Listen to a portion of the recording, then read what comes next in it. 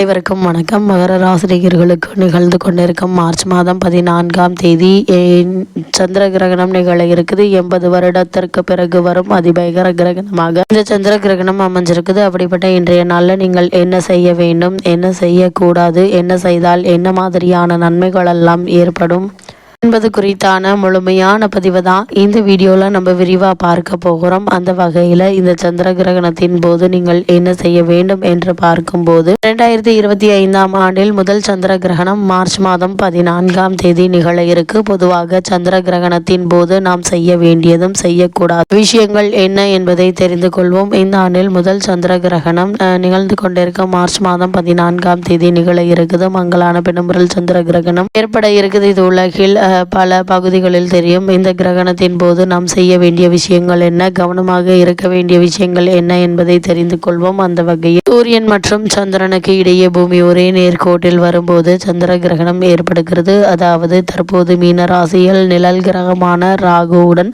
சூரியன் சஞ்சரிக்கக்கூடிய நிலையில் அவர்களுக்கு நேர் எதிரே சப்தமஸ்தானமான 7ஆம் இடத்தில் கன்னி ராசி கேதுவுடன் சந்திரனும் சேர உள்ளார். இதனால் சந்திர கிரகணம் ஏற்படுகிறது. அந்த வகையில் மார்ச் மாதம் 14ஆம் தேதி வெள்ளிக்கிழமை சந்திர கிரகணம் நிகழ்வு ஏற்படுகிறது. இந்த சந்திர கிரகண நிகழ்வானது காலை 9:29 மணிக்கு தொடங்கி மாலை 3:29 மணிக்கு முடிவடைகிறது. இந்திய நேரப்படி இந்த சந்திர கிரகணமானது பகல் பொழுதில் ஏற்படுவதால் இதனை இந்தியாவில் பார்க்க முடியாது. அது மட்டுமில்லாமல் இந்த சந்திர கிரகணம் எங்கு தெரியும் என்று பார்க்கும்போது இந்த சந்திர கிரகணமானது கிழக்கு ஆசியா, தென்மேற்கு ஐரோப்பா, கிழக்கு ஆப்பிரிக்கா, அட்லாண்டிக் பெருங்கடல், வட துருவம் மற்றும் தென் துருவம், தென் அமெரிக்கா, பசிபிக் பெருங்கடல் உள்ளிட்ட பகுதிகளில் பார்க்க முடியும். இந்த சந்திர கிரகணத்தின் போது என்ன செய்யக்கூடாது என்று பார்க்கும்போது சந்திர கிரகணம் ஏற்படும் போது ஒரு சில விஷயங்களில் நாம் சிறப்பாக உடன் செலுத்த வேண்டும். ஏற்படும் போது எல்லாம் அதன் சூத காலம். அதற்கு 9 மணி நேரத்திற்கு முன் தொடங்கும். சூத காலத்தில் நாம் எந்த ஒரு சுப காரியங்களையும் செய்யக்கூடாது. மேலும் சந்திர கிரகணத்தின் போது உணவு சமைப்பதையும் சாப்பிடுவதையும் தவிர்க்க வேண்டும். கிரகண காலத்தில் தெய்வ சிலை தொடக்கூடாது, கோவிலுக்குள் நுழையக்கூடாது. கிரகண நேரத்தில்